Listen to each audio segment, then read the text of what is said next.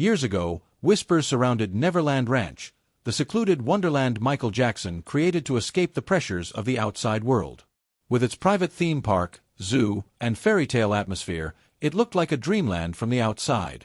But behind the laughter and enchantment, rumors swirled about hidden rooms and untold secrets. The world speculated, imagined, and questioned, but those who truly knew Michael remained silent, until now. His daughter, Paris Jackson, who lived at Neverland as a child, rarely speaks about her father's private life. However, during a rare and emotional interview, she revealed something that made the world pause. Paris tearfully mentioned the mysterious upstairs of Neverland, a section she herself never explored as a child. It was a forbidden zone, shrouded in mystery, raising questions about what might have been kept hidden there. Michael Jackson, the king of pop, was born on August 29, 1958, in Gary, Indiana. He was the eighth of 10 children in a small house full of music and big dreams. His mother, Catherine, was a piano-playing, deeply religious woman who once aspired to become a country singer.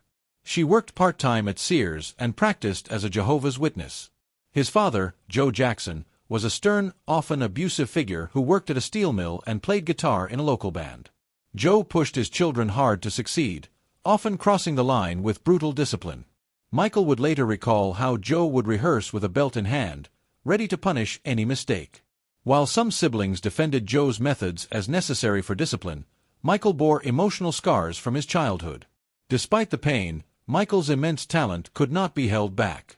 He joined his older brothers in the Jackson 5 at just 6 years old, first playing background instruments, but quickly becoming the star thanks to his charisma and voice.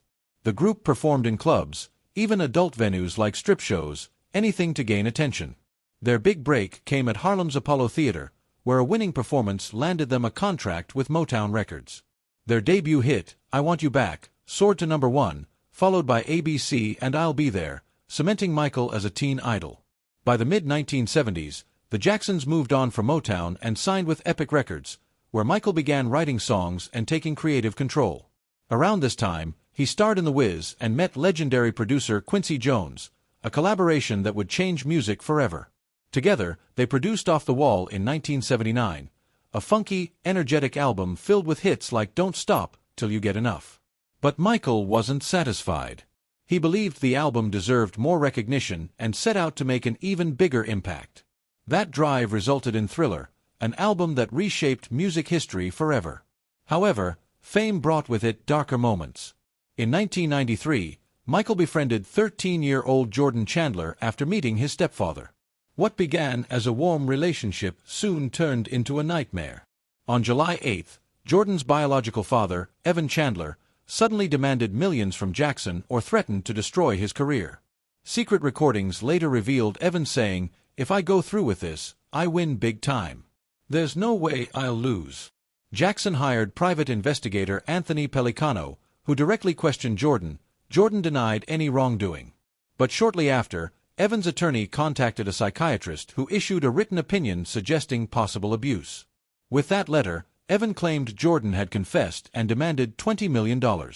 When Michael refused and countersued for extortion, Evan raised his demand and finally filed a civil lawsuit in September, asking for $30 million.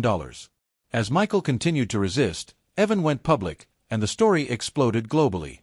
Police raided Neverland and other homes while Michael was abroad on tour, looking for evidence. None was found. Hundreds of children were interviewed, and none reported inappropriate behavior. Investigators seized 2 art books featuring photos of boys in minimal clothing, but Michael insisted he'd never opened them nor knew who sent them. In December, prosecutors demanded a strip search to compare his anatomy with a sketch Jordan had drawn. The results didn't match. Still, the civil suit proceeded. Jackson asked the court to delay the civil trial until any criminal case concluded, but the judge denied it.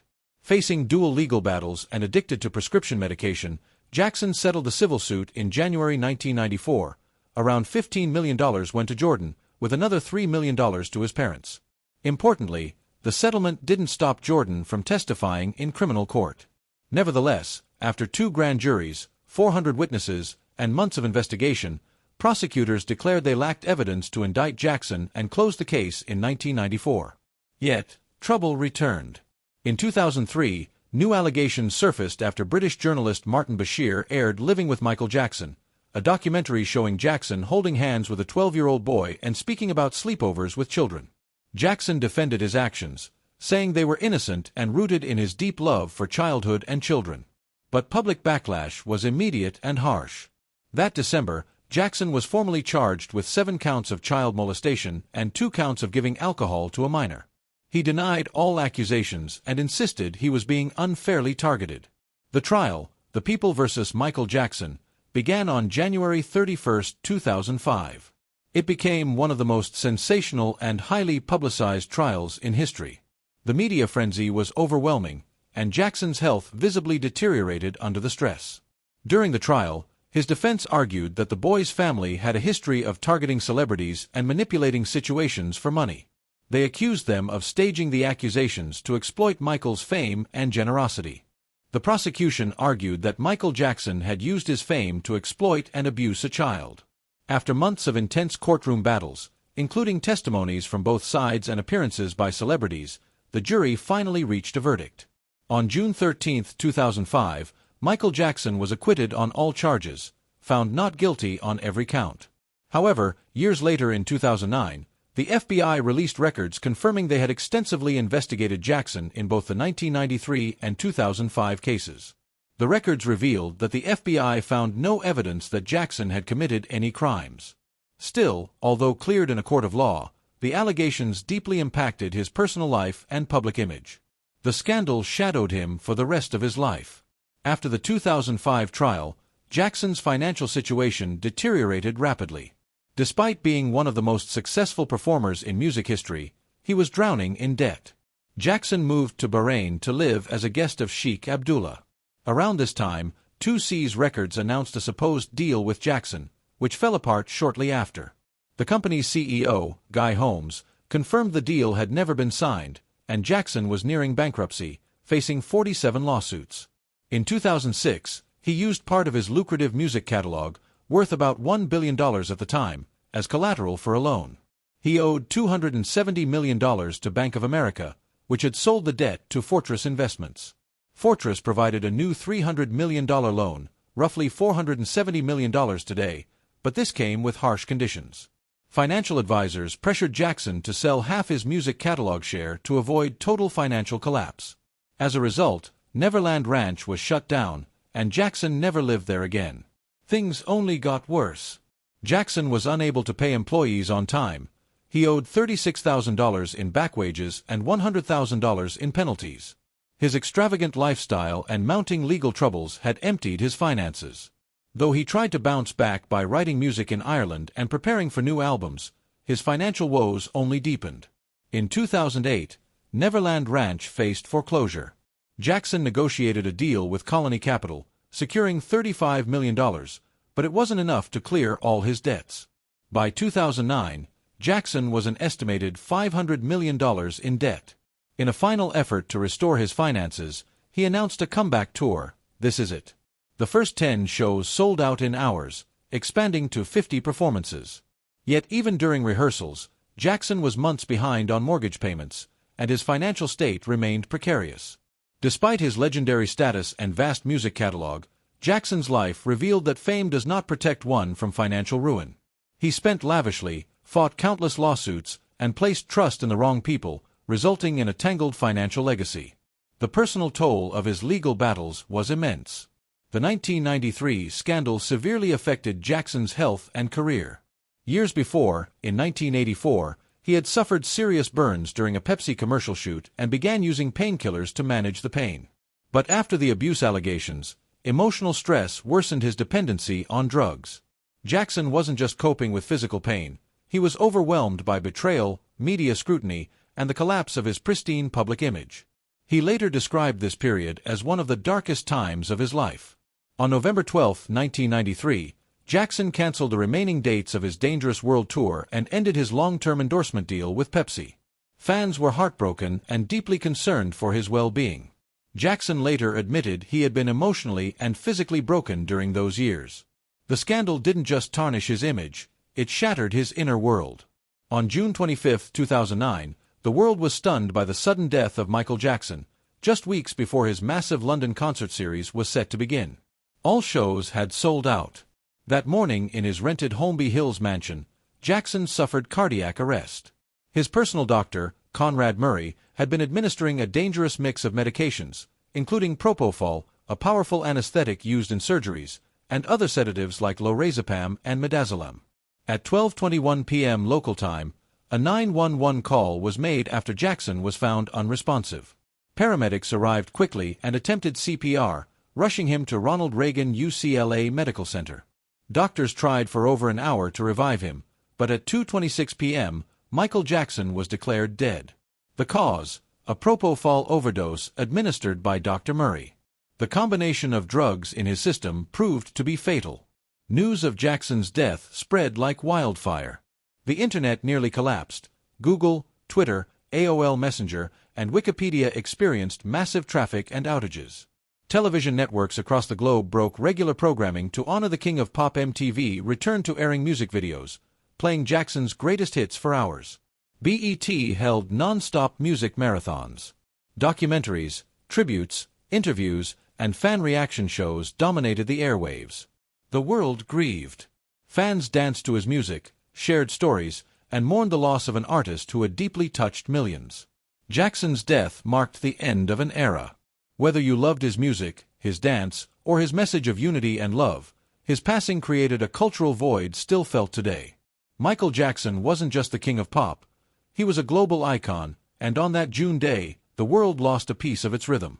2 months later, in August 2009, the Los Angeles County coroner officially declared Jackson's death a homicide, caused by an overdose of propofol and other sedatives. On February 8, 2010, Dr. Conrad Murray was formally charged with involuntary manslaughter. He was convicted in 2011 and sentenced to 4 years in prison, though he served less than 2 before being paroled. While Jackson's courtroom battles ended, his musical legacy only grew. At the 2009 American Music Awards, 5 months after his death, he won 4 posthumous awards, including 2 for his number one hits compilation. Fans didn't just vote, they purchased in droves. In the year following his death, Jackson's music soared back to the top of global charts, proving that while the man was gone, his legacy would live on. After his death, Americans purchased over 16 million Michael Jackson albums, with global sales exceeding 35 million. He became 2009's top-selling artist by a massive margin. Jackson also made history as the first artist to sell over 1 million digital downloads in just 1 week. The momentum didn't stop there. In March 2010, Sony Music signed a groundbreaking $250 million deal with the Jackson estate, marking the most lucrative contract ever awarded to a single artist at the time. The agreement extended Sony's rights to Jackson's back catalog and promised the release of 10 new albums composed of unreleased material and compilations. Sony reaffirmed Jackson's enduring value by renewing the deal in 2017. That same year, legendary producer Quincy Jones won a $9.4 million judgment for unpaid royalties related to his work on Off the Wall, Thriller, and Bad. Yet another testament to the timeless worth of Jackson's music. By the end of 2013, posthumous album sales had surpassed 50 million worldwide. In 2014, Jackson became the first artist to land top 10 hits in 5 different decades. A year later, Thriller made history again as the first album certified for 30 million shipments in the U.S. With streaming now factored into certifications, it ultimately reached 33x platinum. Then, in February 2024, Sony Music purchased half of Jackson's publishing rights and master recordings for an estimated $600 million. This staggering transaction included songs he wrote and the recordings themselves, though it excluded works from the MJ Broadway show and the upcoming Michael biopic. Industry insiders declared it potentially the largest single-artist catalog sale in music history. Even as courtrooms debated who was responsible for his untimely death, fans and the music industry kept his legacy alive, smashing records long after his final bow. However, Jackson's posthumous years weren't only marked by commercial success. In 2013, fresh allegations of child sexual abuse reignited controversy. Choreographer Wade Robson sued Jackson's estate, claiming he was molested for 7 years, starting when he was only 7 years old. In 2014, James Safechuck came forward with similar allegations, saying he was abused over 4 years starting at age 10. What shocked many was that both Robson and Safechuck had previously defended Jackson, Robson even testified on Jackson's behalf in the 2005 trial. However, their lawsuits were eventually dismissed for being filed too late under California law. Judges also ruled in 2017 and again in 2020 that Jackson's companies couldn't be held liable due to a lack of legal ties between the men and the businesses. The controversy deepened in 2019 with the release of the Leaving Neverland documentary. Both Robson and Safe Chuck shared emotional, graphic accounts of the abuse they claimed to have endured. The film sparked global outrage. Radio stations in countries like New Zealand, Canada, the UK, and the Netherlands pulled Jackson's music from their rotations. In response, Jackson's estate and family vehemently defended him, denouncing the film as a public lynching and sensationalist character assassination. Meanwhile, figures such as Macaulay Culkin, Brett Barnes, and Corey Feldman publicly supported Jackson, asserting he had never acted inappropriately. Alternative documentaries like Square One and Chase the Truth sought to challenge the claims made in Leaving Neverland. Ironically, Jackson's music sales rose after the documentary's release, and some stations reinstated his music due to listener demand. The legal saga didn't end there. Jackson's estate filed a $100 million lawsuit against HBO, alleging the documentary violated a 1992 non-disparagement agreement. A judge allowed the case to proceed to arbitration. Then in 2020, a new California law extended the window for filing child abuse cases, leading a judge in 2023 to reinstate Robson and Safechuck's lawsuits. Today, Jackson's legacy remains one of the most polarizing in pop culture. While his music continues to inspire millions, the shadow of these allegations continues to stir global debate. Speculation around Jackson's Neverland Ranch added to the mystery. For years, fans theorized that the upper floors housed secret rooms and passageways. However, others debunked this, claiming the bedroom was far smaller and more ordinary than the rumors suggested. Past legal battles, particularly the 1993 allegations and the 2005 trial, continued to color public perception. Though acquitted in 2005, public opinion remained deeply divided. Leaving Neverland reignited the firestorm, fueling new scrutiny and debate. Meanwhile, tabloid stories further muddied the waters. Claims about Jackson's changing skin color, his reclusive nature, and bizarre habits often eclipsed factual timelines, making it difficult for the public to separate truth from sensationalism. In 2017, Paris Jackson gave a revealing interview to Rolling Stone, shedding light on the mysteries of Neverland's upstairs. She recalled doing homework downstairs while the ceiling shook with the sound of her father dancing above, evidence of his tireless rehearsal routine. "I'd tell him, 'Let's take a nap,'" she said, expressing concern for his exhaustion. Her memories were tender yet weighty. The quote was widely shared across entertainment platforms, framed as a rare peek into Jackson's private life. Fans and critics split in their interpretations. Some saw heartfelt candor, others saw isolation. Court testimony and investigative reports have hinted that Neverland's upper floor was built for privacy. In 2005, a housekeeper testified that an alarm would alert Jackson when anyone approached the master suite. Vanity Fair reported that his bedroom had a hidden staircase to the Shirley Temple Room, a small attic-like space where visiting children sometimes stayed. Though Paris didn't reveal any dark secrets, her recollection reopened intense debate, showing how even minor details about Jackson's life continue to stir global speculation. Despite the controversy, Jackson's philanthropic efforts remain a significant part of his legacy. From his teenage years, he approached charity work with as much intensity as he did music.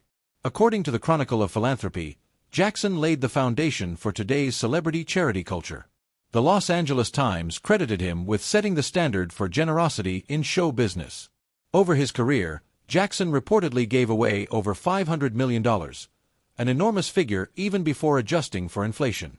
But Jackson didn't just give money. In 1992, he created the Heal the World Foundation, channeling millions from his dangerous tour directly into charitable efforts.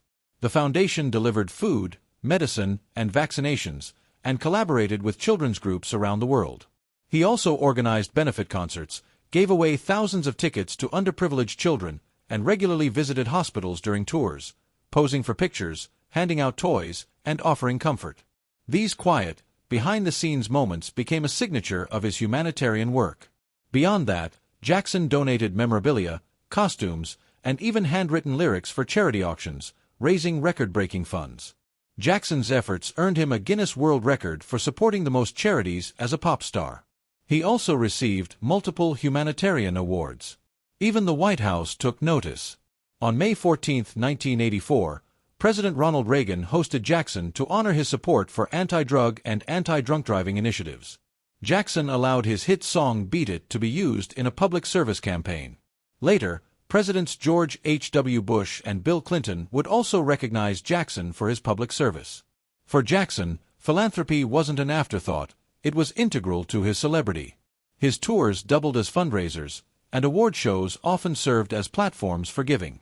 In the end, Michael Jackson wasn't just the king of pop, he was a relentless humanitarian who used his fame to make a difference.